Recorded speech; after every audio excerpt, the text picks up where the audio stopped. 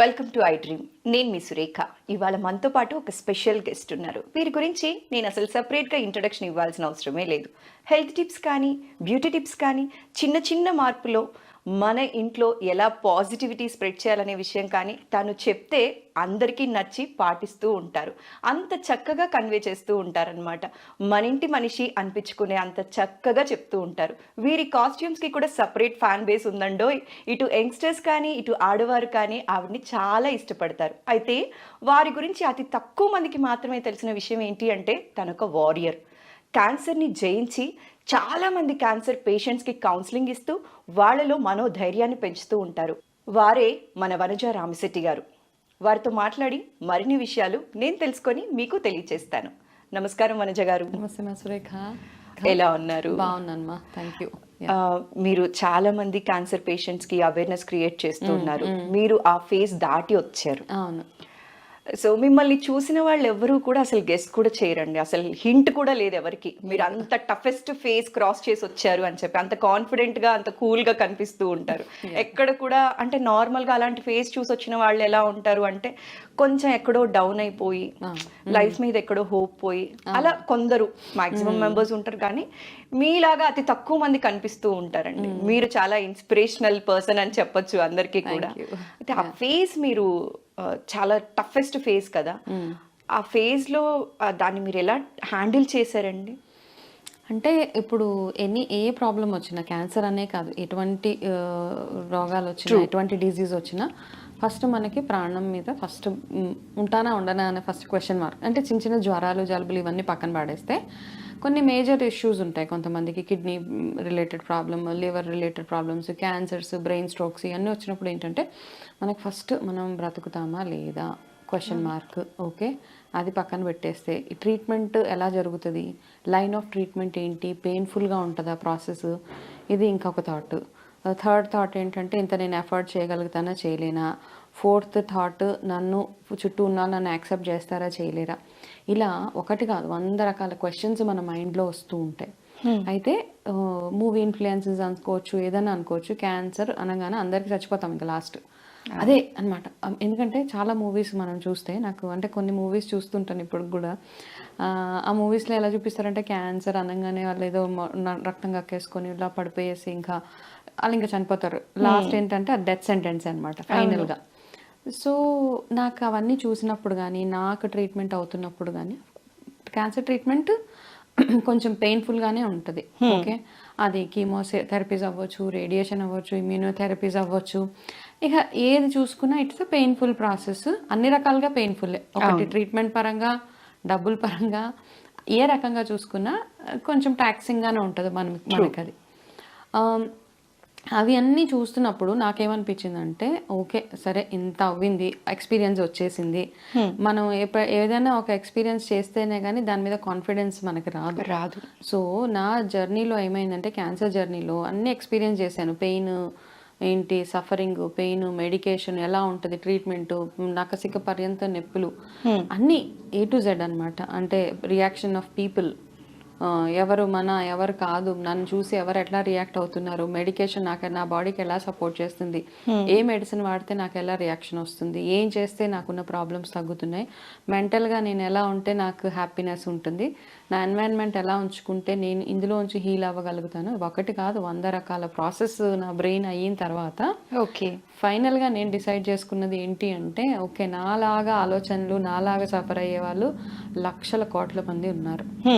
వాళ్ళల్లో ఒక్కళ్ళ లైఫ్లో అన్నా నేను కాస్త చేంజ్ తీసుకురాగలిగితే అది నాకు ఒక అచీవ్మెంట్ నా లైఫ్లో. ఓకే, లెర్నింగ్స్ ఎప్పుడు ఏమంటారంటే, ఏ లెర్నింగ్ అయినా మనం స్ప్రెడ్ చేస్తేనే దానికి వాల్యూ ఉంటుంది. అవును కదా. సేమ్ థింగ్ నా లైఫ్లో ఏంటంటే, నా క్యాన్సర్ జర్నీలో నేను గెయిన్ చేసిన ఎక్స్పీరియన్స్ అంటే, నేను ధైర్యంగా ఉన్నాను కాబట్టి అందరూ నా అలాగే ఉండాలి అన్న అస్వార్థ అలా కాదు. ఒక్కొక్కరు ఎమోషనల్ స్పేస్ డిఫరెంట్గా ఉంటుంది. The way they take it అవన్నీ కాస్త డిఫరెంట్గా ఉంటాయి. కానీ నా వంతుగా వాళ్ళకి 100% భయంలో 1% తగ్గించగలిగిన that gives me satisfaction. So ఆ ప్రాసెస్లో ట్రీట్మెంట్ ఎలా జరుగుతుంది, ఏంటి, ఎమోషనల్గా ఎలాగ మనల్ని మనం హ్యాండిల్ చేసుకోగలగాలి, కొంచెం ధైర్యం తెచ్చుకొని ఎలా ముందుకు వెళ్ళగలగాలి, ఇవన్నీ ఆలోచించి ఈ ప్రొఫెషన్లోకి కంప్లీట్గా లైన్ షిఫ్ట్ చేసేసాను అనమాట ఈ కెరీర్ క్యాన్సర్ కౌన్సిలింగ్ ప్రొఫెషన్లో. ఎస్. సో ఈ క్యాన్సర్ కౌన్సిలింగ్ ప్రొఫెషన్ అనేది చాలా కత్తి మీద సామని చెప్పచ్చండి. ఎందుకంటే డాక్టర్స్ అయితే ట్రీట్మెంట్ ఇస్తూ ఉంటారు, అవును. ఇక్కడ కౌన్సిలింగ్ చేసేటప్పుడు చాలా ఎమోషనల్గా వాళ్ళకి మనం కనెక్ట్ అవ్వాలి. ఒక్కొక్క పేషెంట్ డిఫరెంట్ అన్నమాట, ఒక్కొక్కరు ఒక్కొక్కలా వస్తూ ఉంటారు, వాళ్ళ ప్రాబ్లమ్స్ షేర్ చేస్తూ ఉంటారు. ఈ కౌన్సిలింగ్ వాళ్ళకి చాలా పెద్ద అడ్వాంటేజ్ అనే చెప్పాలండి. మోస్ట్ ఆఫ్ ద పేషెంట్స్ ఏమైపోతారు అంటే ట్రీట్మెంట్ దగ్గరే ఫెయిల్ అయిపోతూ ఉంటారు. భయపడి ట్రీట్మెంట్కి వెళ్ళని వాళ్ళు ఉంటారు. ట్రీట్మెంట్లో ఏమైపోతుందో అనే భయంతో ట్రీట్మెంట్ని యాక్సెప్ట్ చేయలేక కూడా చాలా డెత్స్ చూస్తూ ఉన్నాం. మనం చాలా మంది డాక్టర్స్తో మాట్లాడినట్లయితే చెప్తూ ఉంటారు, రేడియేషన్లో సపోర్ట్ చేయలేదు, ఈ ట్రీట్మెంట్ కంటే బెటర్ నేను చచ్చిపోవడం బెటర్ అని చెప్పి ట్రీట్మెంట్ని క్విట్ చేసేస్తూ ఉన్నారు కదా. అలాంటి పేషెంట్స్ మీ దగ్గరికి చాలా మంది వచ్చి ఉంటారు.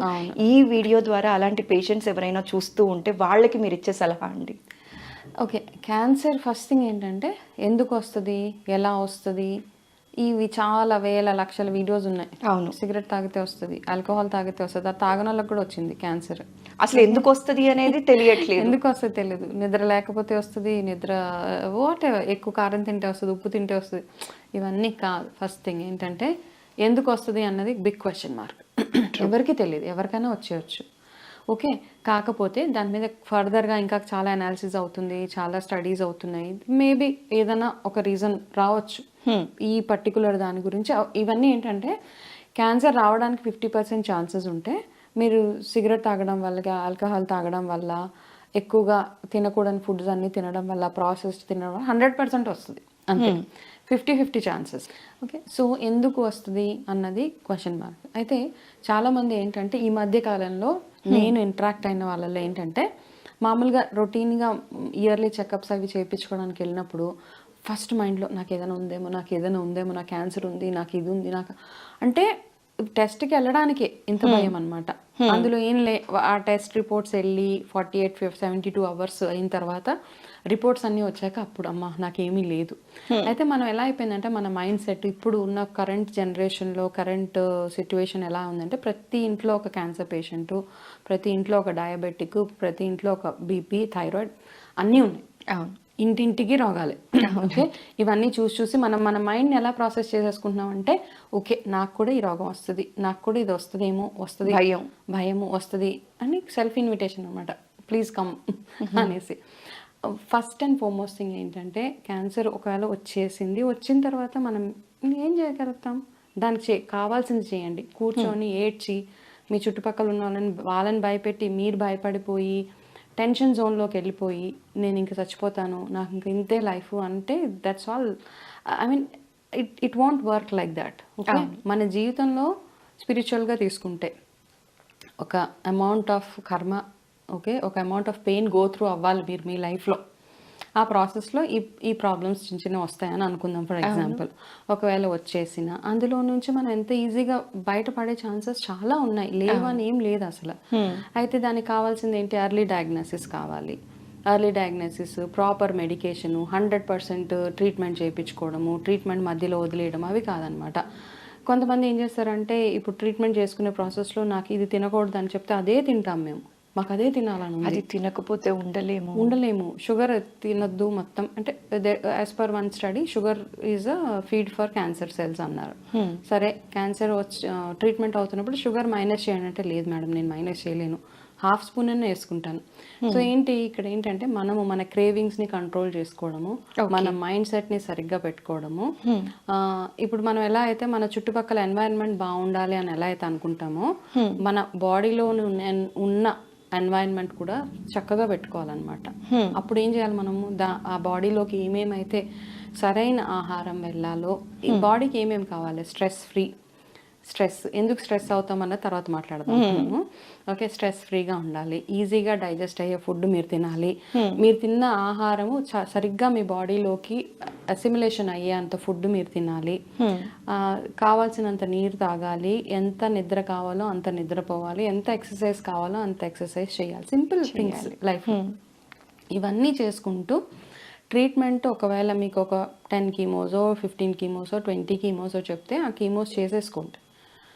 ఆ కీమో ఇప్పుడున్న బిగ్గెస్ట్ ప్రాబ్లం ఒక సజెషన్ ఏంటి అంటే రిపోర్ట్ ఎదురుగుండా పెట్టుకొని గూగుల్ ఆన్ చేసి ఈ రీడింగ్ ఇంత ఉంటే ఏంటి ఫుల్ ఒక వాళ్ళే ఒక నోట్స్ తయారు చేసుకుంటారనమాట. ఇది ఉంది కాబట్టి నేను ఇంకా ఉండను, ఇది ఉంది కాబట్టి. ఇది చాలా ఎక్కువ అయిపోయిందండి. గూగుల్ డాక్టర్స్ అందరు గూగుల్లో ప్రతి ఒక్క రిపోర్ట్ హిమోగ్లోబిన్ 12 ఉంటే ఏమవుతుంది అంటే అక్కడ గూగుల్లో ఏదో ఉంటుంది, 10 ఉంటే ఏమవుతుంది అంటే ఏదో ఉంటుంది, 8 ఉంటే ఏమవుతుంది అంటే ఓకే నువ్వు ఉండవు ఇంకా అది పట్టుకొని సిమ్టమ్స్ కూడా కొన్ని చూసేసుకొని ఈ సిమ్టమ్స్ ఉంటే క్యాన్సర్ ఉన్నట్టు అని భయపడిపోతూ ఉన్నారు వితౌట్ ఎనీ డయాగ్నోసిస్. అవును, ఇక్కడ పెయిన్ వస్తే థ్రోట్ క్యాన్సర్, ఇక్కడ పెయిన్ వస్తే ఏదో క్యాన్సర్, లంగ్ క్యాన్సర్. సో అలా నా సజెషన్ ఏంటంటే ఫస్ట్ మీ రిపోర్ట్స్ మీ చేతిలో ఉన్నా, మీకు ఏదైనా సిమ్టమ్ ఉన్నా వెళ్ళి ఒక ఆంకాలజిస్ట్ దగ్గరికి వెళ్ళండి. ఫస్ట్ వెళ్ళి ఆయన దగ్గరికి వెళ్ళి ఆయన ఎవరో ఒకరు కూర్చొని డాక్టర్, ఎనీ డాక్టర్ వెళ్ళి కూర్చొని నాకు ఇలా ఉంది, ఇది ఏంటి, దీని మీనింగ్ చెప్పండి. అనవసరంగా గూగుల్ సెర్చ్ చేసేసి 50% మీరు ఆల్రెడీ ఒక ప్రాబ్లంలో ఉన్నారు, ఈ గూగుల్ చూసిన తర్వాత ఇంకొక 50 మీరు యాడ్ చేస్తారు. సో మనం అందరం డాక్టర్స్ కాదు. సో అనవసరమైన నాలెడ్జ్ని తెలవకుండా హాఫ్ నాలెడ్జ్ తోటి మనము ఏదో ఇంటర్ప్రిట్ చేసేసుకొని ఇంకా నా లైఫ్ ఇంతే, ఇంకా నేను చచ్చిపోతున్నాను అన్న ఒక సాడ్ స్టేట్ ఆఫ్ మైండ్లోకి వెళ్ళవద్దు. ప్రతి క్యాన్సర్కి ట్రీట్మెంట్ ఉంది, ఇంకా అడ్వాన్స్ ట్రీట్మెంట్స్ వచ్చేసాయి కాబట్టి ఆ ట్రీట్మెంట్ ఆప్షన్స్ చూసుకోండి మీరు. ఓకే, చూసుకొని ఇంకా చాలామంది ఏం చేస్తున్నారంటే క్యాన్సర్ ట్రీట్మెంట్కి భయపడిపోయి, ఎందుకంటే అందరు మనం అట్లాంటి ఇది క్రియేట్ చేసామన్నమాట. క్యాన్సర్ ట్రీట్మెంటే పెయిన్ఫుల్ గా ఉంటుంది అనేది వెళ్ళిపోయిందండి జనాల్లోకి. టెర్రర్ పుట్టించేసాం, క్యాన్సర్ అంటేనే భయంకరము, కీమో అంటేనే ఒక హారర్ టెర్రర్ డెవిల్ లాగా చూసేసి అమ్మా ఇంత ప్రాసెస్ నేను వెళ్ళలేను అని చెప్పేసి మనం ఆల్టర్నేట్ మెడిసిన్కి షిఫ్ట్ అవుతున్నాం. ఆల్టర్నేట్ మెడిసిన్కి అవ్వండి, అంటే చెట్ల మందులను ఏవో ఇంకా అక్కడిక్కడికి వెళ్తున్నారు, సమ్ పౌడర్స్ తీసుకుంటే ఏంటిది మూలికలు రిలేటెడ్ మందులు ఇవన్నీ వేసుకుంటే తగ్గిపోతుంది. ఇవన్నీ ఎప్పుడు చేస్తారంటే ఫస్ట్ మీరు నార్మల్ ట్రీట్మెంట్ కంప్లీట్ చేసుకున్న తర్వాత సపోర్ట్ మెడిసిన్స్ అన్ని second phase of your treatment అనమాట. ఫస్ట్ ఇందులో నుంచి బయటపడండి. ఇది కాకుండా మనం ముందే ఏదో కషాయాలు తాగేసి తగ్గిపోతుంది, ఇంతకు ముందు తాగని కషాయాలు ట్రీట్మెంట్ ప్రాబ్లం వచ్చిందని తెలిసాక స్టార్ట్ చేస్తారు అందరూ. ఇంతకు ముందు లేని లైఫ్ స్టైల్ చేంజెస్ క్యాన్సర్ వచ్చిన తర్వాత they will start exercising and all, it won't work that way. కాబట్టి ముందు టెన్షన్ ఫ్రీగా ఉండండి. మంచి ఒకటి ఫస్ట్ థింగ్ ఏంటంటే first advice, second advice go for second opinion, third opinion, go for N number of opinions, but treatment మాత్రం చేయించుకోండి. అంటే మనం ఎలా ఉంటుందంటే ఏ ఒక్క డాక్టర్ అన్నా మన కీమో వద్దంటాడేమో, ఏ ఒక్క డాక్టర్ అన్నా రేడియేషన్ వద్దంటారేమో, ఏ ఒక్క డాక్టర్ అన్నా సర్జరీ వద్దంటారేమో. So we keep exploring so many things. But క్యాన్సర్కి there is a set process, we will have to go through a surgery if required. కొన్ని క్యాన్సర్కి సర్జరీస్ ఉండవు, ఓన్లీ కీమోథెరపీస్, ఇలా రకరకాల ట్రీట్మెంట్ ఆప్షన్స్ ఉన్నాయి. కాబట్టి ఆ ట్రీట్మెంట్కి వెళ్ళండి అంతేగా, తప్పిస్తే బుర్రకి ఎక్కువగా అనవసరమైన పని పెట్టకండి అంతే. ఓకే, వనజ గారు ఇంకొక చిన్న క్వశ్చన్ అండి, అంటే ఇది నా బుర్రలో బాగా తిరుగుతూ ఉంది. ఇప్పుడు ఒక పేషెంట్ ఇది క్యాన్సర్ పేషెంట్ అయి ఉండొచ్చు, ఇంకా ఏదైనా డిసీజెస్తో బాధపడే వాళ్ళు అయి ఉండొచ్చు. ఇలాంటివి ఎవరైనా మన ఇంట్లో ఎవరికైనా అలాంటి సమస్య వచ్చినప్పుడు ఇంట్లో వాళ్ళకి కానీ ఫ్రెండ్స్కి కానీ వాళ్ళని ఎలా ట్రీట్ చేయాలో తెలియదండి. తెలీదు ఇన్ ద సెన్స్, ఒకటి ఎక్కువ సింపతి చూపించేస్తూ ఉంటాం తెలుసో తెలియకో, రెండు ఓవర్ కేరింగ్ చూపించేస్తూ ఉంటాం. వాళ్ళని చూడంగానే మన కళ్ళల్లో నీళ్లు జారిపోతూ ఉంటాయి కదా, అసలు వాళ్ళని ఎలా హ్యాండిల్ చేయాలండి? ఇక్కడ 2-3 థింగ్స్ ఇక్కడ ఏంటంటే, ఫస్ట్ ఆఫ్ ఆల్ ఇక్కడ పేషెంట్ స్టేట్ ఆఫ్ మైండ్ చూడాలి మనం.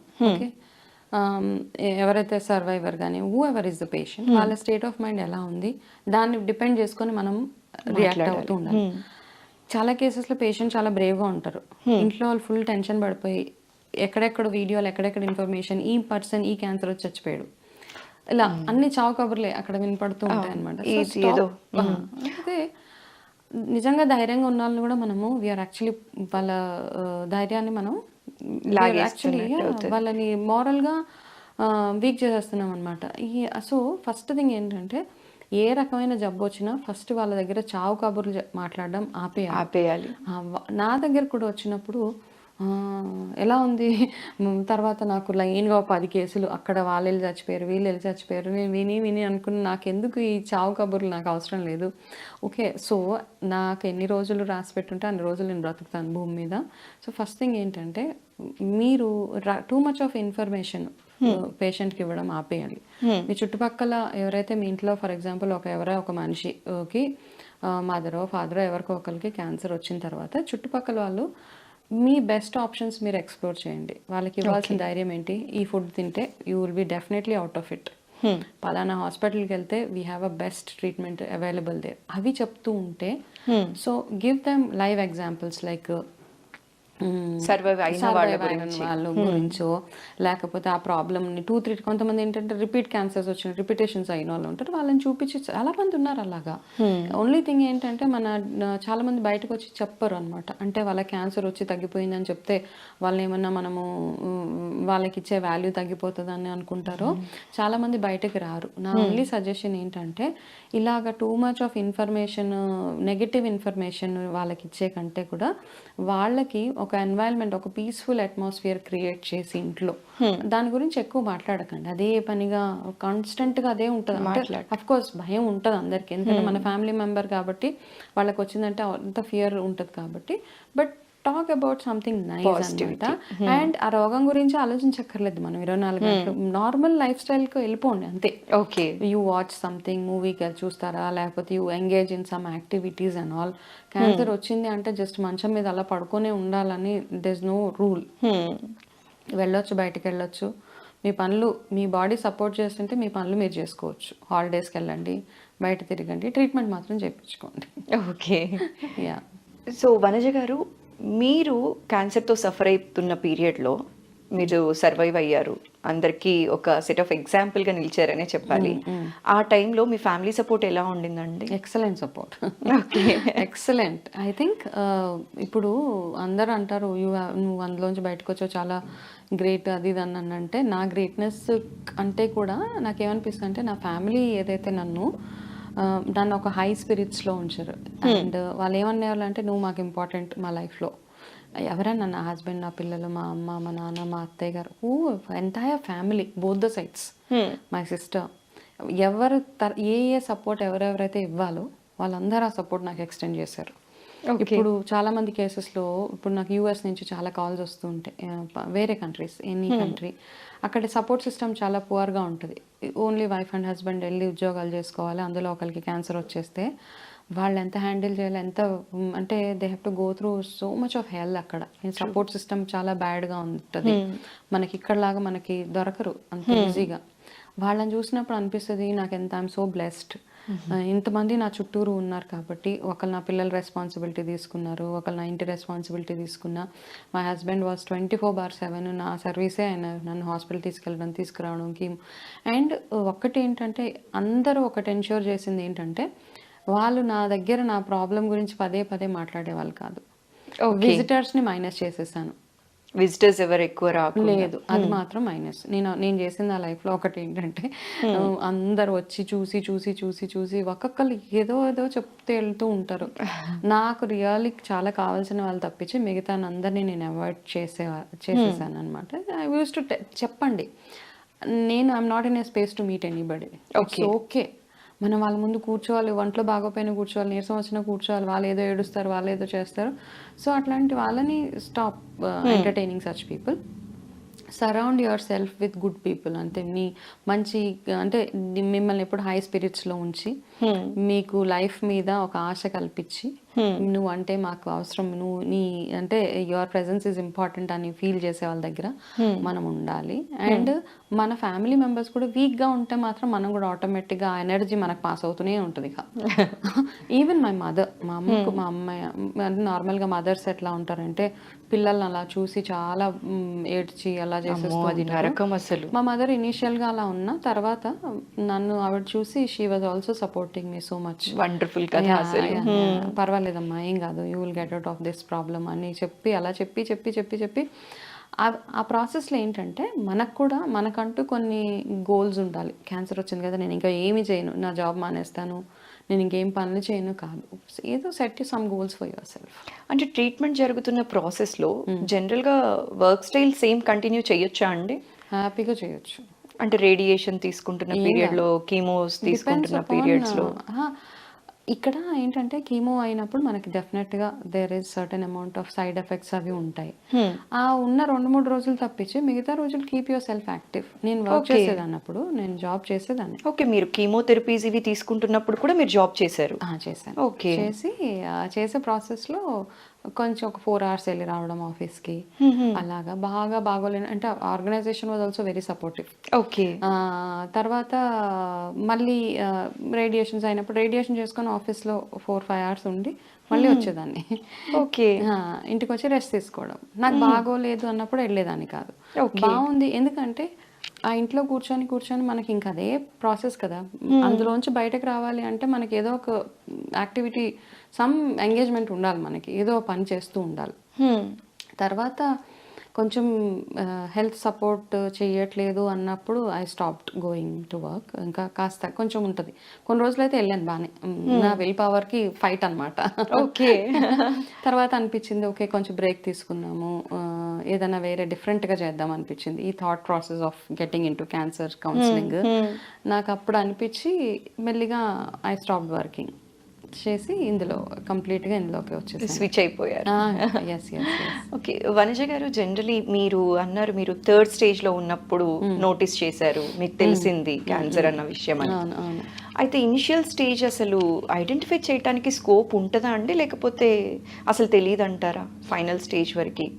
మీ కేసులో ఎలా జరిగింది? నాకైతే అది ఏంటంటే నోన్ ఇగ్నోరెన్స్ అనుకో, కంప్లీట్గా ఇగ్నోరెన్స్ వల్ల కంప్లీట్గా.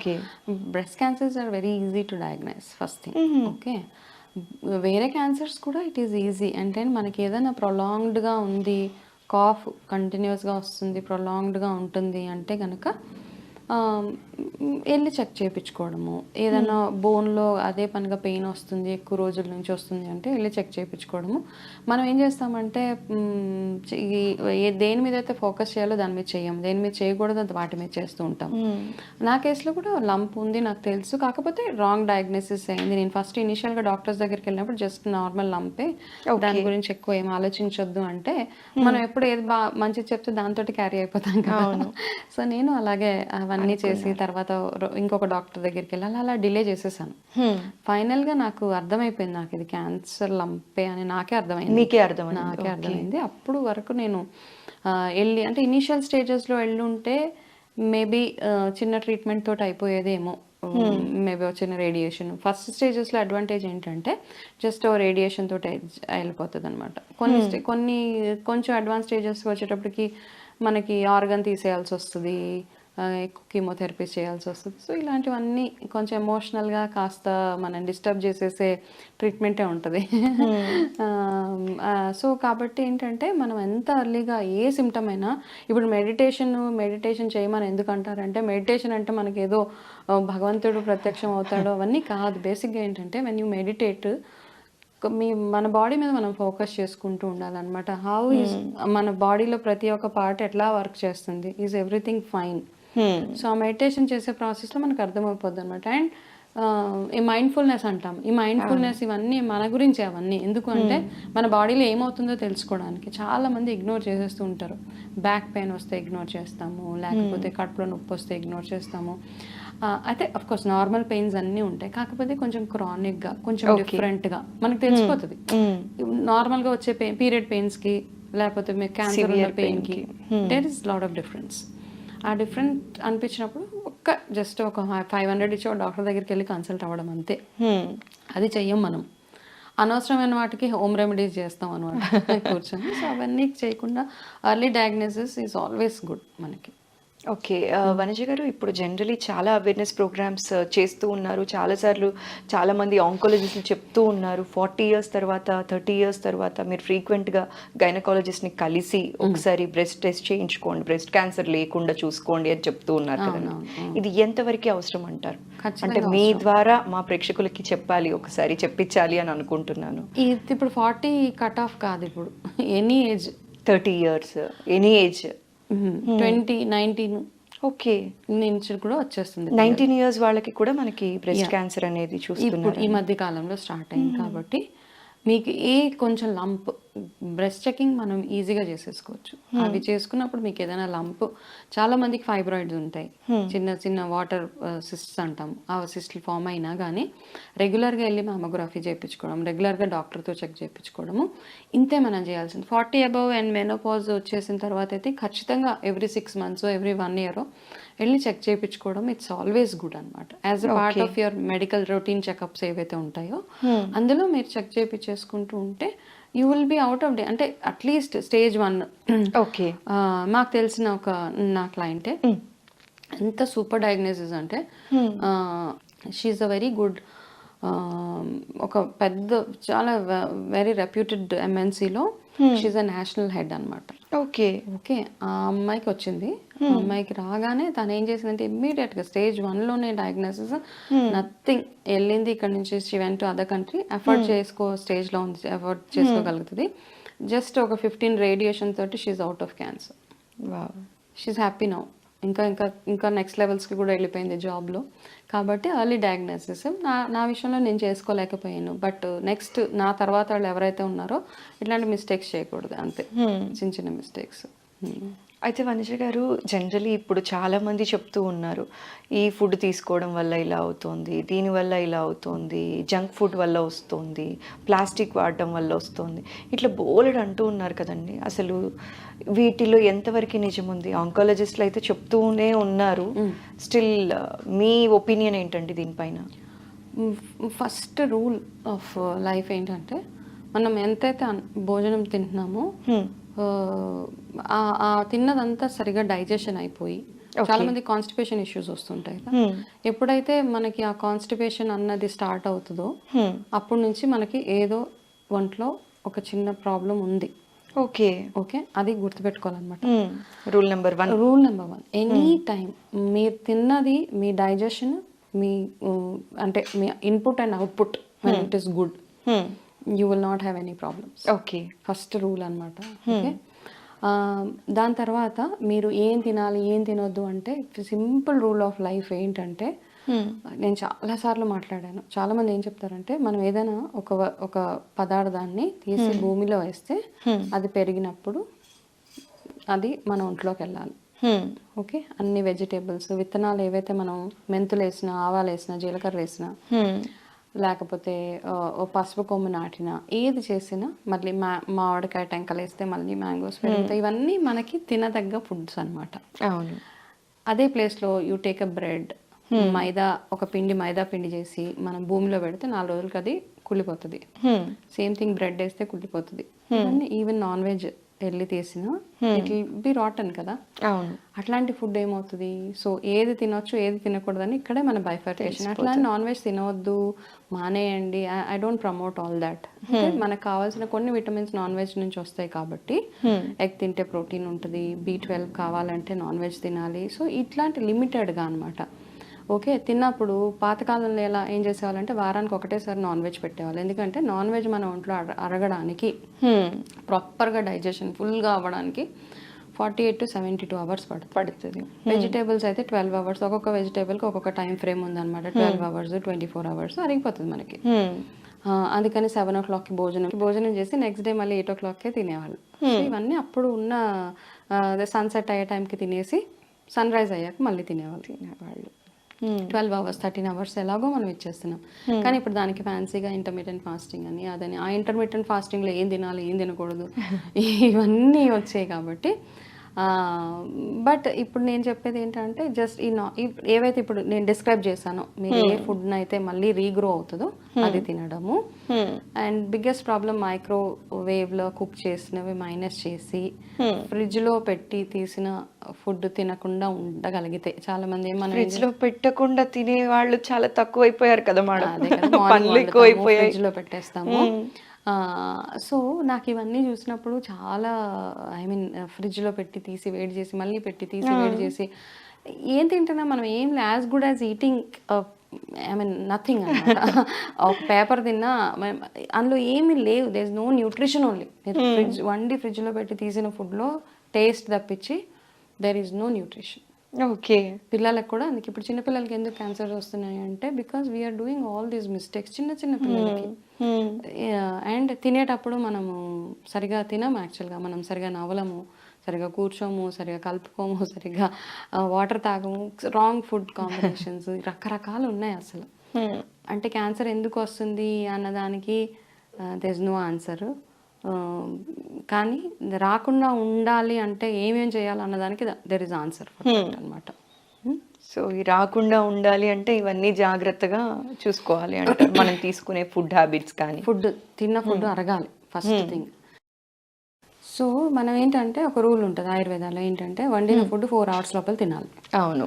కానీ ఇప్పుడు మనకి 1 pot మీల్ పొద్దున్నే వండిస్తాం, అదే 24 hours నడవాలి. అది కొంతమంది 24 hours దగ్గర ఆగట్లేదు కదండి, నెక్స్ట్ డే కూడా వెళ్ళిపోతుంది. రీహీటింగ్ ప్రాసెస్, రీహీట్ కరో, మైక్రోవేవ్ కరో, ఇలాంటివన్నీ నేను చాలా ఎవరింటికన్నా డిన్నర్స్కి గట్ట వెళ్తుంటే అలా కామన్ డైలాగ్, ఫ్రిడ్జ్ में से निकालो उसको రీహీట్ కరో.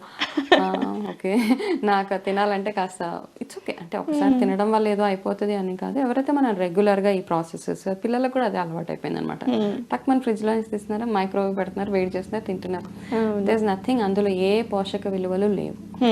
మనకి వీలైనంతగా ఫ్రెష్ గా వండుకునేలాగా అట్లీస్ట్ ఒక మీల్ అయినా, మధ్యాహ్నం ఆఫీసులకి వెళ్ళిపోతే మనకు ఛాన్స్ లేదు, ఆప్షన్స్ ఉండవు కాబట్టి ప్యాక్ చేసుకుని వెళ్ళి అట్లీస్ట్ ఇంటికి వచ్చిన తర్వాత అయినా మనము వండుకునే ప్రాసెస్ ఉంటే. చాలా మంది ఆడవాళ్ళు క్వశ్చన్ మార్క్ వేయొచ్చు, మేము ఆఫీస్కి వెళ్ళి 10 గంటలకు వస్తాం, 8 గంటలకు వస్తాం ఎలాగా అని. మనం కెరీర్ మీద ఫోకస్ చేసినప్పుడు ఒక 10,000 అఫోర్డ్ చేయొచ్చు అనుకుంటా. Really that's my suggestion.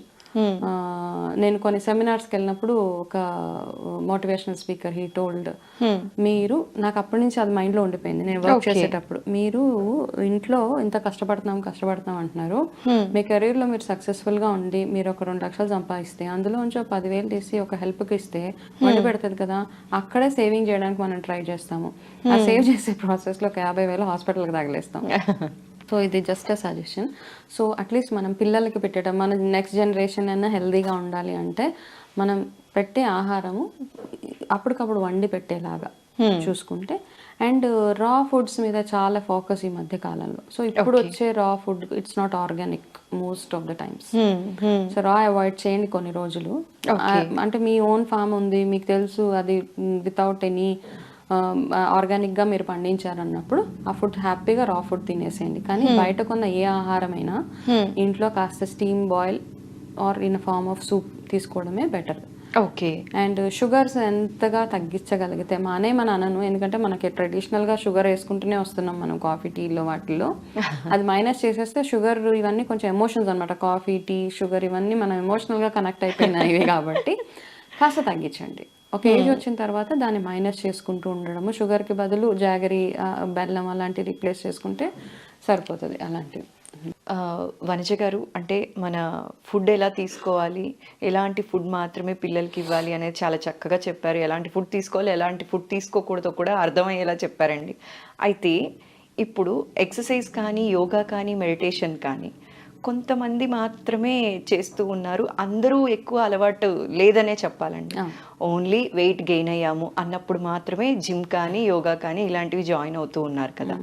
So ఇలాంటి ఒబెస్ వల్ల కూడా మనకి ఏదైనా క్యాన్సర్ లాంటివి హిట్ చేసే అవకాశం ఏమైనా ఉందంటారా అండి, ఒబెసిటీ కారణంగా? ఎగ్జాక్ట్లీ, ఒబెసిటీ ఎప్పుడైతే యాజ్ లాంగ్ మనకి సెడెంటరీ లైఫ్ స్టైల్ అయిపోయినప్పుడు, మనం ఏం పని చేయకుండా లేజీగా ఉంటాం చాలా మంది. ఓకే, అంటే మన ఇంట్లో అందరూ మనకి పని చేసే వాళ్ళు ఉన్నా మనం ఎంత ఫిజికల్గా ఎంత యాక్టివ్గా ఉంటున్నాము. ఒబెసిటీ వల్ల మనకి క్యాన్సర్ ఒకటే కదా, క్యాన్సర్ కూడా వస్తుంది, థైరాయిడ్ కూడా వస్తుంది, బీపీ వస్తుంది, షుగర్ వస్తుంది, ఆర్థరైటిస్ వస్తుంది, బ్యాక్ పెయిన్ వస్తాయి, అన్నీ వస్తాయి ఒబెసిటీ వల్ల. ఓకే, సో ఫస్ట్ థింగ్ ఏంటంటే ఒబెసిటీ రాకుండా చూసుకోవాలి. మనం ఎంత బిఎంఐ ఉంది మనకి ఇప్పుడు, ఓకే, లక్కీలీ వినో ఎంత బిఎంఐలో ఉంటే నేను హెల్దీగా ఉన్నాను, సో ఆ వెయిట్లో ఉండడానికి ట్రై చేయండి. బట్ కొంతమందికి లావుగా ఉన్నా వాళ్ళు హెల్దీగా ఉంటారు, చాలా సూపర్ యాక్టివ్గా ఉంటారు. సో ఓకే, వాళ్ళని మైనస్. ఓకే, అయితే ఈ మధ్య మనకి ఫోకస్ అంతా లావు, 1 ఇంచ్ లావు అవ్వగానే మొత్తం ఇమ్మీడియట్గా నేను జిమ్ చేస్తాను, నేను డైట్ చేస్తాను కాదు. అంటే ఎవరైనా కానీ లావ్ అయినప్పుడు సన్నగా అవ్వాలి అనుకునే ప్రాసెస్లో ఫస్ట్ మిమ్మల్ని మీరు అనలైజ్ చేసుకోండి. మీరు అంటే మీ బాడీలో వేరే రకాలైన ఇష్యూస్ ఉన్నాయా, మీకు డైట్, మీకు ఎక్సర్సైజ్ సూట్ అవుతుందా అవ్వదా. అంటే ఏమవుతుందంటే ఎక్సర్సైజ్ అందరికీ సూట్ అవ్వదు, జిమ్ అందరికీ సూట్ అవ్వదు. కొంతమంది హాఫ్ అన్ అవరే చేయాలి ఎక్సర్సైజ్, కొంతమంది 1 అవర్ చేసినా ఏం కాదు, కొంతమంది మేబీ 45 మినిట్స్, కొంతమంది మైల్డ్గా ఎక్సర్సైజెస్ చేయొచ్చు. సో రకరకాల కేటగిరీస్ ఆఫ్ పీపుల్ ఉన్నారనమాట. మీకు బోన్ ఇష్యూస్ ఉన్నాయా, కాల్షియం డెఫిషియన్సీస్ ఉన్నాయా, వేరే విటమిన్ డెఫిషియన్సీస్ ఉన్నాయా, blood pressure, sugar, heart related problems, thyroid issues, B12 deficiencies, ఇవన్నీ అనాలిసిస్ చేసుకున్న తర్వాత మీరు ఏ రకమైన ఫుడ్ తిని ఏ రకమైన ఎక్సర్సైజెస్ చేయాలి, మీ బాడీకి ఎంతసేపు రెస్ట్ అవసరమో ఇవి తెలుసుకున్న తర్వాత get in to life style changing process అనమాట. సడన్ గా వాళ్ళని ఎవరినో చూసి వాళ్ళలాగే నేను రెప్లికేట్ చేసుకుంటాను అంటే first thing is wrong thing. And over night గా ఈ రోజు ఎవరో మమ్మల్ని కామెంట్ చేశారు, లావ్ అవుతున్నావు, నీకు డబల్ చిన్ వచ్చింది, నీకు బొగ్గలు వచ్చేసి నువ్వు లావుగా కనపడుతున్నావు అనగానే నెక్స్ట్ డే జిమ్కి ఎన్రోల్ చేసుకొని గంటలు గంటలు జిమ్ చేసిన తర్వాత దానివల్ల ప్రాబ్లమ్స్ స్టార్ట్ అవుతాయి అన్నమాట. ఏది చేసినా స్టెప్ బై స్టెప్ అనమాట. ఒకవేళ ఆఫ్ కోర్స్ మీకు వెయిట్ లాస్ అవ్వాలి, లేకపోతే నేను స్లిమ్గా కనపడాలి, బ్యూటిఫుల్గా ఉండాలి అనుకున్నప్పుడు ఒకటే రోజు వెళ్ళిపోయి గంట సేపు ఎక్సర్సైజ్ చేశాక డిమోటివేషన్ నెక్స్ట్ డే చేయలేరు మీరు. అందుకని చాలా మంది ఎందుకు ఆపేస్తారు ఒక వారం రోజులు చేసి అంటే, ఒక్కరోజే వెళ్ళి ఫుల్ మోటివేషన్ 1.5 hours చేసేసి వస్తే నెక్స్ట్ డే ఒళ్ళు నొప్పులు అవి వస్తాయి. కాబట్టి first day 15 minutes, 1 week 15 minutes మాత్రమే ఎక్సర్సైజ్ చేయండి, నెక్స్ట్ వీక్ 25 minutes చేయండి, ఆ తర్వాత వీక్ 30, అలా చేసి ఒక 6 months టైం ఫ్రేమ్ పెట్టుకోవాలి మనం. ఎనీ లైఫ్ స్టైల్ చేంజ్ అవ్వాలి అంటే 6 నెలలు మనము తీసుకుంటే కనుక you will be at good. So లైఫ్ స్టైల్లో మార్పులు చేసుకోవాలి అంటే మనం అన్నీ ఏంటంటే చిన్న చిన్న గోల్స్ ఎట్లా ఉంటాయంటే 1 monthలో నేను 10 kgs తగ్గాలి, 2 monthsలో 20 kgs తగ్గాలి అంటే అన్రియలిస్టిక్. బేసిక్గా అన్రియలిస్టిక్ అంటే చేయొచ్చు, చేసేవాళ్ళు కూడా ఉన్నారు. కాకపోతే ఏంటంటే దానివల్ల మీకు వేరే ప్రాబ్లమ్స్లో ల్యాండ్ అవుతారు. ఎనీథింగ్, ఏ లైఫ్ స్టైల్లో మార్పులు చేసుకోవాలనుకున్నా, ఏ లైఫ్ స్టైల్ డిజీజ్ని రివర్స్ చేసుకోవాలనుకున్నా మన ఓవరాల్ హెల్త్ బాగుండేలాగా చూసుకుని దాని మీద రివర్సల్కి వర్క్ చేసుకుంటూ వెళ్ళడమే అంతే. చిన్న చిన్న స్టెప్స్, ఈ రోజు కొంచెం తగ్గింది, రేపు కాస్త, ఇంకా కాస్త, అలాగా. అంతేగాని పెద్ద టార్గెట్స్ పెట్టుకొని దానివల్ల యాక్చువల్లీ అడిషనల్గా స్ట్రెస్ ఈ మధ్య కాలంలో చాలా మందిని, నేను ఎంత చేస్తున్నా నేను వెయిట్ లాస్ అవ్వట్లేదే, నేను ఎంత చేస్తున్నా ఏం తినట్లేదు అయినా కానీ నేను వెయిట్ పెరిగిపోతున్నాను. ఎప్పుడైతే మన మైండ్ స్ట్రెస్లో ఉంటుందో మనం దేని మీద ఎంత చేసినా అది వర్క్ అవ్వదు అనమాట. వెయిట్ లాస్ అవ్వదు, బీపీ తగ్గదు, షుగర్ తగ్గదు, ఇంకా ఎలివేషన్స్ ఉంటాయి అనమాట దాంట్లో. కాబట్టి కూల్గా ఏం చేయాలి అనేది ఫస్ట్ ప్లాన్ చేసుకోండి. నేను 1 weekలో 500 grams తగ్గుతాను, సెకండ్ వీక్లో ఇంకొక 100 grams తగ్గుతాను. అలా మీకంటూ ఒక ప్లాన్ వేసుకోండి, రాసుకోండి. యాక్చువల్గా ఒక నోట్ పెట్టుకోండి అనమాట. లాస్ట్ ఇయర్ January 1st నేను 60 kgs ఉంటే ఈ ఇయర్ January 1st నేను 58 ఉన్నాను, 50, whatever it is, but keep a note. Okay. So be organized. బేసిక్గా మనం దేని మీద వర్క్ చేయాలన్నా కాస్త ఆర్గనైజ్డ్గా ఉంటే సరే. వంజ గారు, ఇప్పుడు కొన్ని ప్రోడక్ట్స్కి జనాలు బాగా అలవాటు పడుతున్నారు. సో ప్రోడక్ట్స్ వాడితే సప్లిమెంట్స్ అనొచ్చు, what ever it is so called. నేను కొన్ని కంపెనీస్ నేమ్స్ చెప్పదలుచుకోవట్లేదు. సో ఈ బ్రాండ్ వాడటం వల్ల, ఇవి వాడటం వల్ల నెలలో 10 kgs తగ్గిపోతారు అని ప్రమోట్ చేస్తూ ఉన్నారు కదా. అలాంటి వాటి వల్ల సైడ్ ఎఫెక్ట్స్ వస్తాయా? ఎవరైతే వెయిట్ లాస్కి సప్లిమెంట్స్ అవి వాడుతున్నారో డెఫినెట్గా మీ లివర్ని చెక్ చేసుకోండి. Okay. It impacts your liver 100%. అయితే చైన్ మార్కెటింగ్ అవ్వడం వల్లనో ఎందువల్లో తెలియదు కానీ మేము వాడాం, మేము తగ్గాం, అది ఆపడానికి ఉండదు కదా. ఇప్పుడు దాని మీద మీరు 30,000 40,000 నెలకు స్పెండ్ చేస్తారు అట్లాంటి వాటి మీద. అది ఆపిన 2 నెలలకి మళ్ళీ you will be back to balloon, మళ్ళీ లావ్ అయిపోతారు. అది ఎలా ఉంటుంది అంటే దట్స్ ఇదనమాట. ఇంకా కంటిన్యూస్గా మీరు అందులో ఉండాల్సిందే. ఖచ్చితంగా మీరు నెలకి 20-30,000 ఖర్చు పెట్టి మీరు ఆ ప్రోడక్ట్స్ వాడవలసిందే. కానీ తెలుసో తెలియకో చాలా మంది అమాయకంగా ఏం చేస్తున్నారు అంటే, ఇలాంటి ప్రోడక్ట్స్ వాడడం వల్ల హెల్త్ వస్తుంది, హెల్త్ మళ్ళీ బాగా అయిపోతుందేమో, అన్ని ప్రాబ్లమ్స్కి సొల్యూషన్ ఓన్లీ వెయిట్ తగ్గితే సరిపోతుందేమో అని ఈ సప్లిమెంట్స్కి అలవాటు పడిపోతూ డబ్బులు పోగొట్టుకుంటున్నారు, ఇటు హెల్త్ పోగొట్టుకొని లివర్ కూడా పాడయ్యే సిచ్యువేషన్స్లో ఉంటున్నారండి. సో అలాంటి వాళ్ళకి మీరు ఇచ్చే సలహా అండి? ఫస్ట్ ఆఫ్ ఆల్ వాడే వాళ్ళకంటే కూడా అది ప్రమోట్ చేసే వాళ్ళకి ఉంటుంది కదా, కొంచెం ఎథికల్గా ఉండడం చాలా నేర్చుకోవాలి. రీసెంట్గా నా very close friend, she had some health issue. ఆ అమ్మాయికి తెలుసు, నాకైతే అమ్మాయి ప్రాబ్లం చాలా క్రానిక్ ప్రాబ్లమ్, అది తగ్గడం ఇవన్నీ కాదు. సో ఎవరు మార్కెటింగ్ వాళ్ళు చేసుకుంటారు. అమ్మాయిని చూడడానికి వెళ్ళిన ఒకళ్ళు ఎవరో సప్లిమెంట్స్, అమ్మాయికి 6 months సప్లిమెంట్స్ ఇచ్చేసారు. ఓకే. ఇది తాగితే మీకు full you'll be back to normal, మీరు లేచి గబగబా నడిచేస్తారు. I lost her very recently. Is it so? అంటే ఇది వాడడం వల్ల కాదు, అమ్మాయికి ఆల్రెడీ ఆ ప్రాబ్లం ఉంది. ఓకే. ఇప్పుడు నిజంగా ప్రాబ్లంలో ఉన్నారు, వాళ్ళు ఆల్రెడీ డబ్బులు ఖర్చు పెడుతున్నారు ఏవేవో వాటి మీద. ఇంకా మీరు వెళ్ళి మనము ఆ అడ్వాంటేజ్ తీసుకొని మన ప్రోడక్ట్ని, ఎందుకంటే పాపం వాళ్ళు ఎమోషనల్గా ఎవరో ఏదో ఒక దీనికో హెల్ప్ ఏదో ఒకటి వాడితే తగ్గుతుందేమో అన్న ఆశ. బ్రతుకు మీద ఆశ ఉంటుంది ప్రతి ఒక్కరికి. అంటే మనకి మిగతా అప్పుడంతా నేను చచ్చిపోతాను అంటూ ఉంటాం.